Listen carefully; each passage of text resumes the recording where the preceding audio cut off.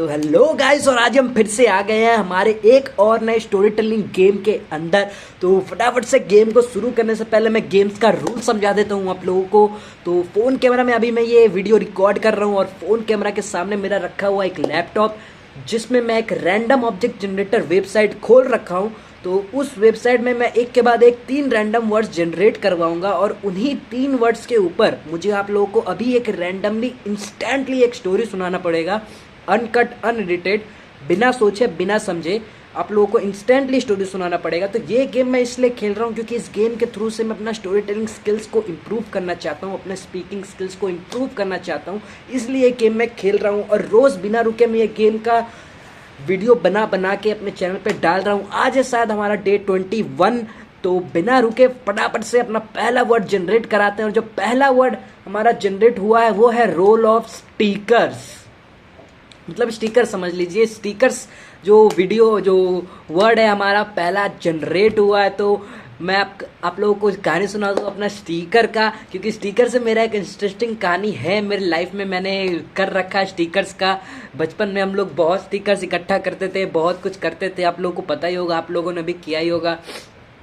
तो पहले बचपन में मुझे कुछ स्टिकर्स का शौक नहीं था, मतलब मैं स्टिकर्स वगैरह निकाल के लाता था बाज़ार से खरीद के और अपने पेंसिल बॉक्स में, किताबों में, स्कूल बॉक्स में, ये सब में चिपका देता था। हर साल जब नया क्लास शुरू होता था तो जब नए किताबें उताबें वगैरह आती थी, नया पेंसिल बॉक्स वगैरह सब हम खरीदते थे, तो मैं स्टिकर्स भी एक पत्ता ले आता था।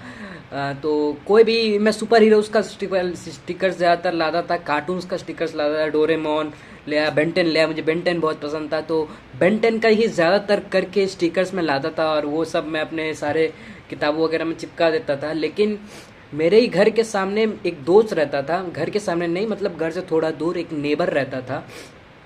तो उसके साथ मतलब हम लोग खेलते थे, बचपन का मेरा दोस्त था, हम एक साथ खेलते थे, सामने एक साथ मैदान में जाते थे, मैं उसके घर जाता था खेलने, वो मेरे घर आता था खेलने। तो मैं ऐसे उसके घर पे गया था एक दिन खेलने के लिए, तो उसने मुझे अपना एक कॉपी दिखाया, मतलब एक ब्लैंक कॉपी दिखाया। वो बोला कि ये है मेरा स्टिकर कलेक्शन कॉपी। तो मैं सोचा कि भाई स्टिकर कलेक्शन कॉपी क्या होता है।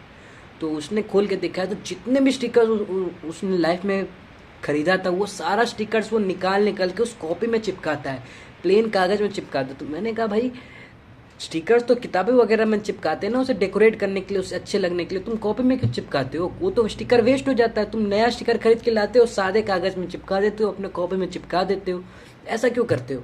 तो उसने कहा कि भाई मेरे स्टिकर कलेक्शन का शौक़ है, मतलब अलग अलग तरह का स्टिकर उसके पास था, अलग अलग टाइप का स्टिकर्स था उसके पास, बड़ा था, छोटा था, अलग अलग सुपर हीरोज़, कार्टून, जितना भी वैराइटीज़ ऑफ स्टिकर्स हो सकते हैं ना, सब था उसके पास। सब एक कॉपी में जितने भी स्टिकर्स खरीदता था वो सब उसमें डाल के रखता था। और बहुत ही मस्त, मतलब वो कॉपी बहुत ज़्यादा सुंदर था, लगता था, और अंदर से बहुत ही मस्त लगता था क्योंकि इतना सारा स्टिकर्स कलेक्शन है उसके पास।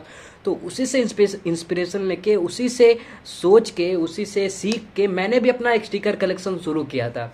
मैंने भी एक नया कॉपी निकाला और फिर जितने भी उसके बाद से स्टिकर मैं निकालता था, खरीदता था, वो सब उसमें डालता था। और मैक्सिमम स्टिकर्स है मेरे पास बेंटेन का, क्योंकि बेंटेन जो कार्टून आता था बचपन में, मेरा फेवरेट हुआ करता था वो कार्टून। तो बेंटेन का मैंने एक कॉपी खरीदा था, मतलब बेंटेन स्टिकर्स का ही एक कॉपी था, उसमें सिर्फ बेंटेन का स्टिकर्स भरा हुआ था। मतलब वो काफ़ी महंगा आता है, 50 शायद 100 रुपये में आता है। वो पूरा बेंटेन के स्टिकर से भरा हुआ एक कॉपी था, मतलब कई सारे उसमें फ्लेक्स थे, आता है मेले वगैरह में। तो वो मैं ख़रीदा था और नया पूरा बंडल ला के, पूरा स्टिकर का बंडल ला के मैंने एक एक निकाल के सारा उस कॉपी में चिपका दिया। पूरा कॉपी मेरा स्टिकर से भर गया। बेंटेन के साथ साथ काफ़ी और भी कई तरह के स्टिकर जो मैंने ख़रीदा है उसके बाद सब उसमें डाला है मैंने। तो यही था मेरा स्टिकर का कहानी। मैंने भी उसी से इंस्पिरेशन लेके मैं भी स्टिकर बनाना शुरू कर दिया। तो सेकेंड वर्ड हमारा जनरेट करवाते हैं आज का, जो है सेकेंड वर्ड है वो है क्लोथ्स पिन। ये हमारा सेकंड वर्ड। तो स्टिकर में क्या होता है ना, अगर आप लोगों ने स्टिकर खरीदा होगा तो स्टिकर जो प्लास्टिक में मिलता है, मतलब थोड़ा 2 तरह का स्टिकर मिलता है। एक होता है पेपर स्टिकर, मतलब एक पेपर जैसा रहता है, उसमें स्टिकर लगा होता है और उसको आप उतारते हो और चिपका दो। पेपर स्टिकर होता है महंगा, पहले आता था पेपर के पहले आता था प्लास्टिक स्टिकर्स, मतलब प्लास्टिक का एक मतलब ऐसे बैंड जैसा रहता है, स्ट्रिप जैसा रहता है, उसमें स्टिकर चिपका होता है। तो वो जो स्टिकर्स होता है ना वो जल्दी से निकलता नहीं है, बाहर नहीं आता है वो। मतलब आप स्टिकर फाड़ोगे ना तो पूरा प्लास्टिक फट जाएगा, पूरा आपका स्टिकर ही फट जाएगा, ऐसा होता है। तो उसको बहुत प्रिसीशन से मैं निकालता था। एक क्लोथ्स पिन ले लेता था, पिन से पहले उसमें छेद छेद छेद छेद छेद छेद करके पूरा उसमें मैं वो करता था। स्टिकर निकालने के पहले पूरा उसमें डायरेक्शन बनाता था, धीरे धीरे एक एक स्टिकर बाहर निकालना पड़ता था। वो प्लास्टिक वाले स्टिकर्स में ये प्रॉब्लम हुआ करता था। आप लोगों ने एक्सपीरियंस किया होगा, अगर आप लोग भी स्टिकर्स के मतलब इंटरेस्टेड हो, अगर आप लोग भी स्टिकर में इंटरेस्टेड रहे होंगे, अगर आप लोग भी स्टिकर्स यूज़ किए होंगे बचपन में, तो आप लोग को भी पता होगा कि वो जल्दी से उतरता नहीं था और उसे मतलब ध्यान से उतारना पड़ता था। तो वो क्लोथ्स पिन से, मम्मी की पिन ले लेता था मैं, उससे छेद छेद छेद छेद छेद छेद करके उसको पूरा राउंड बना के उसको बाहर निकालना पड़ता था। तो थर्ड वर्ड आज का हमारा जनरेट करा देते हैं और वो है स्पून। तो स्पून आ गया हमारा थर्ड वर्ड। तो वो स्टिकर वैसे निकालने के बाद ना, स्टिकर जब आप निकाल लेते हो तो चिपकाने का भी एक तरीका होता है। अगर नॉर्मल कॉपी में चिपका दोगे ना तो हो सकता है कि थोड़ा स्टिकर टेढ़ा हो जाए। बहुत बार ऐसा होता है कि स्टिकर थोड़ा सा मुड़ जाता है और उसके बाद जब आप सीधा करते हो तो होता नहीं, क्योंकि वो कॉपी में चिपक चुका होता है। जब स्टिकर चिपकाने का के लिए भी आपको थोड़ा ध्यान रखना पड़ता है, क्योंकि ये भी प्लास्टिक स्टिकर्स में ही होता है। क्योंकि कागज़ का जो स्टिकर्स होता है ना वो मोटा होता है, वो मतलब थोड़ा सा मोटा होता है और उसको पकड़ना और चिपकाना आसान होता है, इसलिए फट से निकल भी जाता है, फट से चिपक भी जाता है। लेकिन प्लास्टिक स्टिकर्स क्या होते हैं ना, जल्दी से मुड़ जाए। आप हाथ में लोगे, ऐसे हाथ में से उठाओगे और वो मुड़ के आपके हाथ में चिपक जाएगा, आपके उंगली में ही चिपक जाएगा।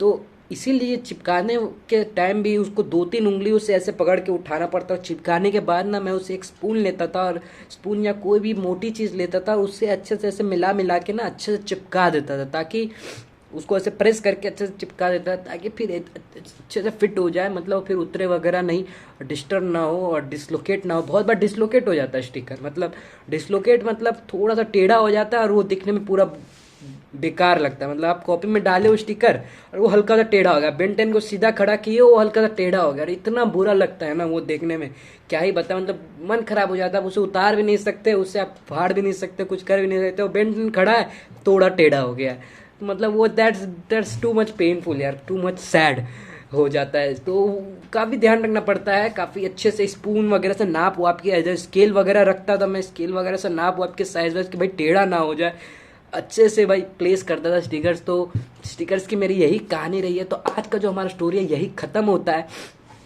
तो यार आज का स्टोरी मुझे काफ़ी ज़्यादा पसंद आया यार, आज का स्टोरी काफ़ी सही बना हमारा, क्योंकि आजकल 2-3 दिनों से कुछ ऐसा टॉपिक्स आ जा रहा था, ऐसा वर्ड्स आ जा रहा था कि जिससे मैं कोई स्टोरी बिल्ड नहीं कर पा रहा था। लेकिन आज का जो पहला वर्ड आया स्टिकर, बहुत ही सही वर्ड आया। और उसके बाद जो वर्ड्स थे वो काफ़ी चालाकी से मैंने इसमें डाल दिया। स्पून काफ़ी मैंने अच्छे तरीका सोच लिया, इंस्टेंटली जब मैं बात सोच रहा था स्टिकर के बारे में तब भी मैंने स्पून को इन कर लिया, और वो पिन वाला भी मैंने बहुत स्मार्टली इन किया। मुझे बहुत अच्छा लग रहा है, आज बहुत प्राउड फील हो रहा है अपने ऊपर, जो मैंने इतने सही तरीके से दोनों वर्ड्स को इम्प्लीमेंट कर दिया स्टोरी में। क्योंकि स्टोरी आप 3 वर्ड्स जो है तीनों अलग अलग वर्ड से नहीं बना सकते ना, रैंडमली वर्ड्स आ रहे हैं। स्टोरी आपका पहला वर्ड पे ही बेस होता है, पहला वर्ड को बेस करके आप स्टोरी बनाते हो, बाकी दोनों वर्ड तो बस उस स्टोरी में फिक्स करना पड़ता है। यही होता है, क्योंकि 3 वर्ड से 3 अलग स्टोरी तो नहीं सुनाना है ना, मुझे एक ही स्टोरी सुनाना है। इसीलिए पहला वर्ड बहुत इंपॉर्टेंट होता है। पहला वर्ड अगर खराब आ जाता है तो पूरी स्टोरी की डायरेक्शन खराब हो जाती है। मुझे इसी पे ध्यान देना है कि पहला वर्ड अगर खराब भी आ जाए तो भी मैं आगे जाके स्टोरी को अच्छा बिल्ड कर पाऊँ, क्योंकि ये प्रॉब्लम मुझे अभी फेस करने को मिल रही है। अभी तो 20-25 दिन ही हुए हमारे, ज़्यादा दिन हुआ नहीं है। पहला वर्ड अगर सही आ रहा है ना, मैं पूरा स्टोरी ठीक बिल्ड कर ले रहा हूँ। तो आज हर दिन मैं अपनी स्टोरी को रेटिंग देता हूँ कि कैसा रहा स्टोरी। आज मैं दूंगा 10 में 7, क्योंकि आज का स्टोरी काफ़ी ज़्यादा अच्छा हुआ है। नहीं तो 2-3 दिन से मैं 4-5 दे रहा था अपनी स्टोरी को, इतना बकवास वर्ड्स आ रहे थे। लेकिन आज का पहला वर्ड बहुत अच्छा है, तो इसीलिए मुझे काम करना है कि पहला वर्ड अगर अच्छा ना भी आए तो भी अपनी स्टोरी को अच्छे से बिल्ड कर पाऊँ। अभी स्टोरी मेकिंग में मुझे थोड़ा और ध्यान देना है। तो अच्छा ग्रोथ हो रहा है यार, ग्रोथ तो मैंने बोलने में थोड़ा कॉन्फिडेंस आ ही रहा है।